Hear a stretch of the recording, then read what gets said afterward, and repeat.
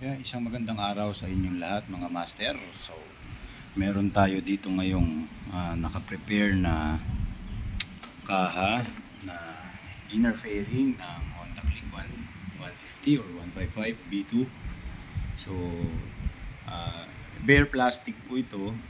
Gagawin natin siyang prismatic block. So, nakalihan na po yan. So, dapa na po yan.